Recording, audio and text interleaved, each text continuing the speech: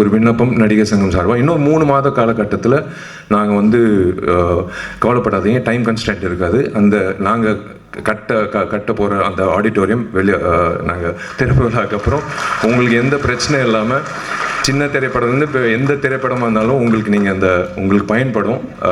நீங்கள் அந்த டைம் வாட்சே பார்க்க தேவையில்லை. அந்தளவுக்கு உங்களுக்கு ஒரு மிகப்பெரிய ஒரு பூனா அமையும், ஒரு மிகப்பெரிய ஒரு விஷயமா அமையும்.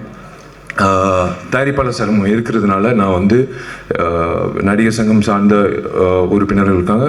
கதிரேசன் சாரும் இருக்கார், ஆஃபீஸ் பேரர். அவர் சார்பாக நான் ஒரு விண்ணப்பம் உங்கள் எல்லோருக்கும் நான் வைக்கிறேன். பத்திரிகையாளர்கள் plus YouTubers and every one and exhibitors association சார்பாக அவங்களுக்கும் நான் விண்ணப்பம் வைக்கிறேன்.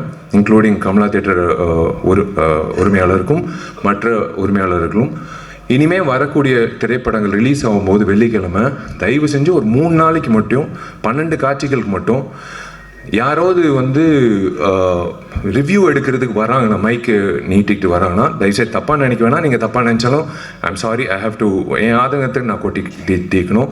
நீங்கள் டிக்கெட் வாங்கிட்டு உள்ளே வந்துட்டு படம் பார்த்துட்டு நீங்கள் அந்த மைக்கை நீங்கள் நீட்டிட்டு உங்கள் கருத்தை நீங்கள் சொல்லிவிடுங்க.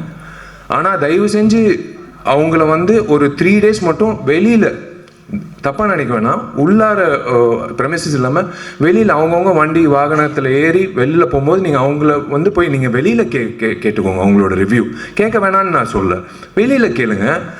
ஆனால் தயவு செஞ்சு ஒரு 3 நாட்களுக்கு மட்டும் அந்த 12 காட்சிகள் மட்டும் எக்ஸிபிட்டர்ஸ் அசோசியேஷன் நான் ஒரு வேண்டுகோளை விண்ணப்பமாக வைக்கிறேன். உள்ளே மட்டும் கொஞ்சம் ரிக்வெஸ்ட் பண்ணி உள்ளே வந்து எடுக்க வேணான்னு சொல்லுங்கள். வெளியில் எடுத்துக்கோங்க. விமர்சனங்கள் கண்டிப்பாக யார் முதல்ல விமர்சனம் போடுறதுன்னு ஒரு போட்டி இருக்கும், அது தப்பே கிடையாது எல்லாரும். ஆனால் நீங்கள் உள்ளே வந்து ஒரு டிக்கெட் வாங்கி நீங்கள் அந்த படத்தை பார்த்துட்டு அதுக்கப்புறம் உங்கள் கருத்து சொல்லிவிட்டு அப்புறம் மக்களோட கருத்து நீங்கள் சொன்னீங்கன்னா சூப்பராக இருக்கும். அந்த வகையில் ஒரு நல்லா இருக்கும். எந்த படத்துக்காக இருந்தாலும் அது நல்லா இருக்கும்.